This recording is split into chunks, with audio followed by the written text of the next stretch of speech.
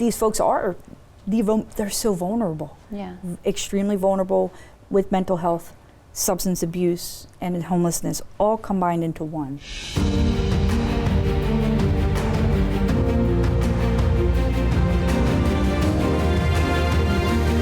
Montgomery County 911, what's the address of the emergency? Welcome to another episode of Voices of Service. Today we have an extremely special episode. We have Officer Nikki Hawkins from the 3rd District. Thank you so much for being here with us today. Thank you. Nikki is like I equate her to our on-steroid community policing officers. When you hear what she does, It's incredible. I had the privilege of working with Nikki down as the commander of the 3rd District, and she is like, actually you've been doing it for a while, but you really in the few years since then, you're on steroids as far as this community policing you're doing. But it's with a special population, right? Yes. Yes. Who do you work with? Yes, I work primarily with the unhoused population, folks experiencing homelessness, in downtown Silver Spring. Right. We have a big population down there because we have Progress Place. Yes. What is Progress Place? Progress Place is, in a real quick description, it's a homeless shelter, but they serve meals 3 times a day, but they also provide all kind of services, vocational services, housing, mail services. It's a place for folks to go and get cleaned up, to do their laundry. It's almost like one-stop shopping, for folks in need. So there's a huge population that utilizes Progress Place in the area, and specific to downtown Silver Spring. Right. Right, and I know from speaking that you not only have a special place in your heart for this population, but I really want the community to understand, how did this relationship start? So I worked in downtown Silver Spring pretty much my whole career with And Montgomery I'm sorry, County. how long have you been on? About 14 years. Okay. It'll be 14 years now. Okay. And I was fortunate enough to join the bike team, the Central Business District bike team. I was on there for about 9 years and transitioned into dealing more with crisis intervention, and that's how it morphed into a position being the homeless outreach liaison for Montgomery County Police and Progress Place folks, and and all the other service providers in Montgomery County that work in downtown Silver Spring. And it started off, I would say, seeing that enforcement, just enforcement, with folks who might be experiencing any sorts of issues, homelessness, mental illness, addiction, substance use disorder. A lot of times all of that is combined with the folks that we see. The totality of it. Yeah. Right. And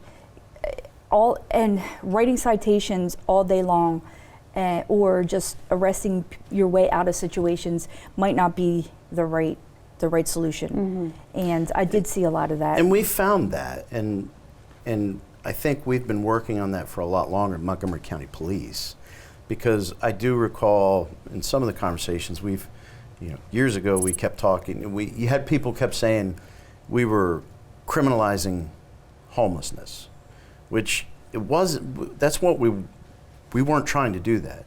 But I do know in the conversations we've had, like, sometimes that is an option. Absolutely. To get people into the system, to get them to help. Get the help that they need. But then there's other things which you've set up liaisons for, and have set up, this relationship where we don't have to necessarily go and write a citation or get someone into the system, because probably the respect they give you. It's not always necessary.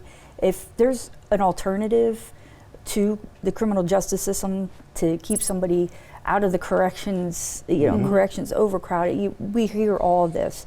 If it's appropriate, there are other avenues to explore. And in Montgomery County, there's homeless persons diversion program. There's mental health court. There's, they call it drug court.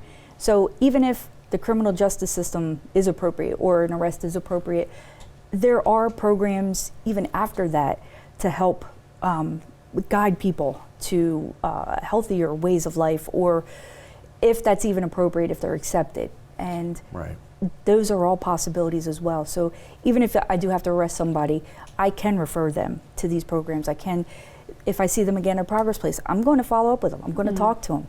Hey, what are you doing? Did you take me up on my offer? And there's outreach workers at Progress Place, peer support specialists, boots on the ground, who work hand in hand with the shelter. And I talk to them almost every day. And we know individuals who we fear is at a very delicate point in their life. Like a pivotal point. Keep an eye on them. We need to keep an eye on them. It's so interesting because I feel like so often people say that our homeless population is the forgotten about population. And that's the exact opposite of what you're saying now. You're such a relationship-based person, right? Saying that you are keeping an eye on certain people, right? To make sure that they're receiving the help, knowing that they're at that pivotal point. Yeah. It's huge. If possible. Yeah. And it's, I think, one of the most frustrating things that I've learned in this world of policing is that the person has to be ready and accept the help. And I think, that's something that maybe social workers already know, or mental health folks, or substance abuse counselors, they already know that. But coming from law enforcement, it's like, no, you have to do this. This is your choice now. And it doesn't work like that. It doesn't work like that. So there's cases where you do have to be patient. There's cases where that it might take 2, 3, 4, 5, 10 arrests. And then I have had people come back to me and, they may mess up again and they may be arrested again. But if there's any way that I can help them along the way to get reconnected with their path of betterment, I will do that as well. And I think a lot of times what the missing link was in my mind was, prior to this specific role, I was dealing with folks in the community in a criminal way, right? Criminal contact. These same individuals were also homeless outreach folks were dealing with the same individuals from their perspective. So there had to be a way to negotiate and bring our worlds together. And that, to me, was the point of why. Of why I wanted to try to I don't like this phrase, bridge that gap, but do something to be like, is there anything you guys can do to help me? I'm not trying to insert myself into social work or mental health or anything like that, but I'm out in the community and I've dealt with this person 6 times in the past month. Can you please come with me? Work together as a community. And maybe you can provide some kind of diversions or some kind of resources that I don't know anything about, so that this is not a police call. If it's the 6th time I've picked this person up or heard about this person shoplifting from various stores in the downtown CBD, the homeless outreach workers or their counselors or their contacts might not know anything about it. So it's a way to kind of combine these two worlds, and it's a work in progress. It's in line with what we're trying to do, because as I've been talking to patrol shifts, and I got to oversee our emergency communications. One of the brilliant things about policing, the police department, police officers, is we always answer the phone. So it's exciting to hear that we have HHS resources, that you have all kinds of outreach resources down there available to you, that you're linking that up, because that's what we want to do. We don't want to be in the business of enforcement. When I talk to officers, I'd love to be able to come into work and walk around downtown Silver Spring and just wave at everyone, say hi. That's a fantastic job if we could get it there. If we can get it there. Right. And then, so what's Nikki's day look like? Because you don't I don't know, do you go to roll call? Not usually. Yeah, No, because I just you got to hit the ground running. listening to the radio Right. on my way in. And Sorry, I was just Yeah, going to yeah. say, so I know that when you and I spoke on the phone the first time, you literally raced to your phone. And I know this because you said, I'm so sorry, I know we were supposed to meet, but I had to go outside, and you were doing an encampment cleanup. yes, that's part of it. Yeah. So, when there's situations in downtown Silver Spring where you would call it an encampment cleanup, there's a lot of work done leading up to that. Yeah. Oh, yeah. That's what you would say. That the community, might see the optics of it might not look that great. Oh, why are they tearing down tents? Why are they doing this? Why? But the one thing that is behind closed doors, there has been engagement for weeks leading up to that, to the folks whose property that is, and alternatives provided to those individuals, and deadlines. Hey, listen, on this day, we have to clear this area out. This is, for whatever reason, blocking a public walkway or whatever it is. This is on private property. They really don't, they can't have your stuff out here anymore. It could, and in the case where we were on the phone, it was contaminated. It was basically like a hazmat situation with rodents and mold yes. So it needed to get cleaned up, but prior to that, there was extensive engagement that happened. And it's not healthy for the people that are engaging in that behavior, that No, are of course creating not. these encampments. Yeah. Because there's other opportunities. There's better places for them. Well, and I love that you said that you guys provide them other alternatives, Right. right? So I think that's important for people because you can look from the outside and say, this is their home. Yeah, But no, we're going and we're saying, hey, we want to help. Here are these alternatives. You have X, Y, and Z time to move from here, Yeah. and you can take one of these other options. They can, and a lot of times, or sometimes it just depends. There might be reasons that they don't want to take us up on those options, or the outreach folks. They don't want to take anybody up on any options. Leave me alone. Fair enough. However, this particular situation we do need to take action on, but we're giving you time. We're giving you alternatives, and that's the heavy hand that weighs on me too when we do have to make actions like that. If police involvement to be there and to provide security and support. Right. And because I remember we went through this in the 3rd District when I was there with the one encampment that ended up burning down. Yeah. The morning of when we were going to clear it out, but we contacted folks for weeks. Yeah. And it wasn't us. It was folks that could offer resources. Absolutely. But unfortunately, if I recall rightly, and this seems to be, and if I remember correctly, unfortunately, we have a lot of people that have really profound mental health issues Yep. in this community, and we talk about.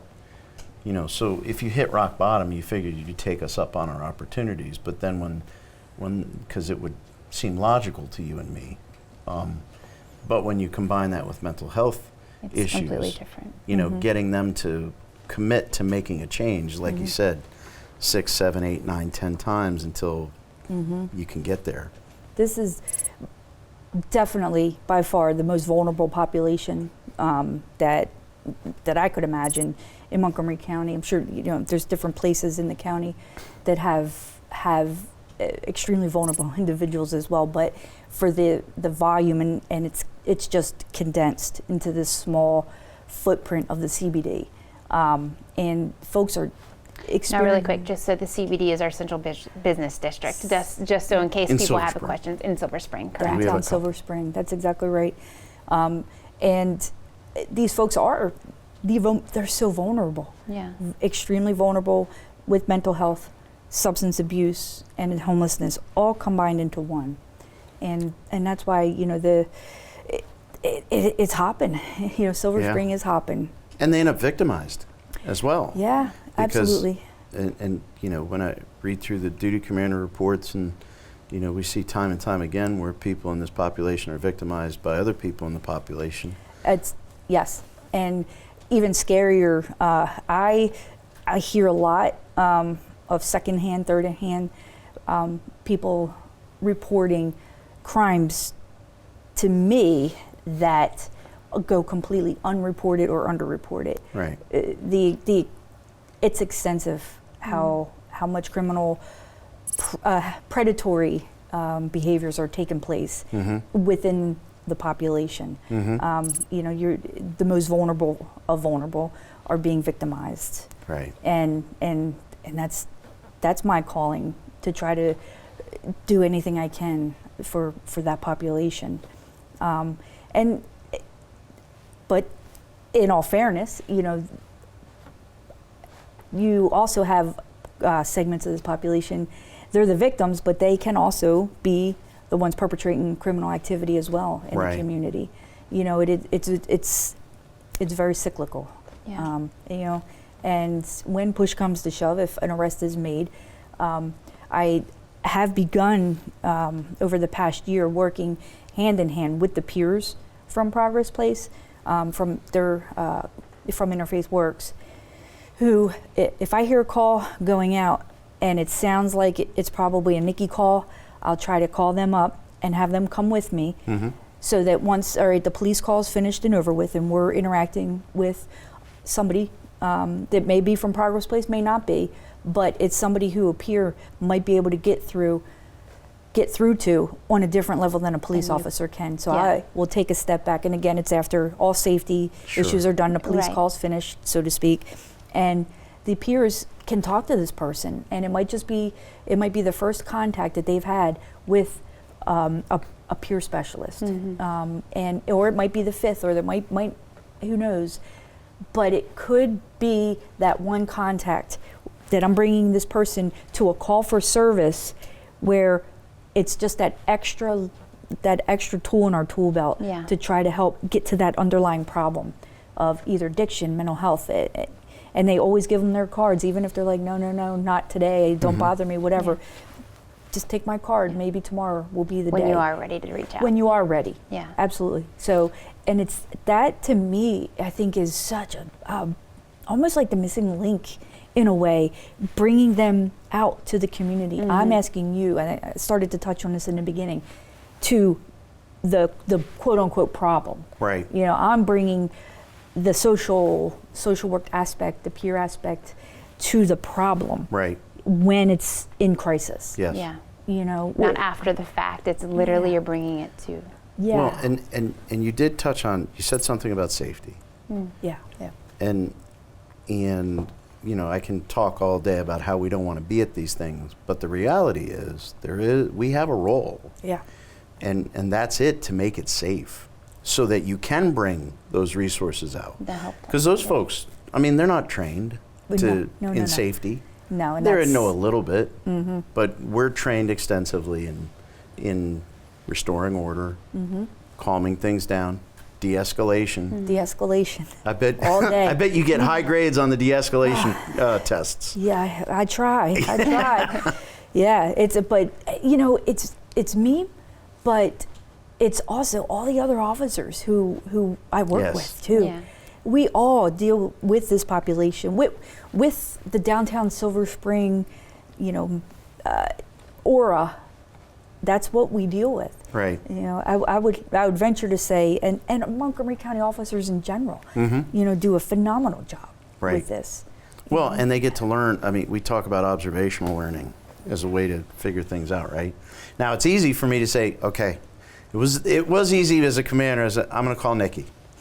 She'll figure this out. Yeah, but for the other officers to watch your example and pick up on some of the cues and work on that, and that's what we do as a team. And seeing it in actuality, right? Like being there alongside you, even so much as just seeing the way that you interact with a certain population of people. That is huge for other officers to see, right? Because we learn from one another great things, and that's it's we all have our strengths and weaknesses, right? Yes. And I can walk into the Progress Place parking lot and just be with people and talk and see what's going on, like what's happening. Let me follow up with this person about this reporter. And other officers might be way better at making traffic stops, right?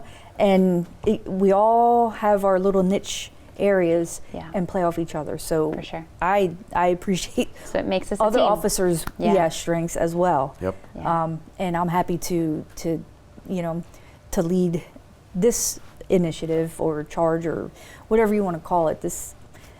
These calls for service as much as I can, and I do really try to take the burden off of patrol officers when it comes to Progress Place calls for service, which is the last I heard it was the second highest Yes.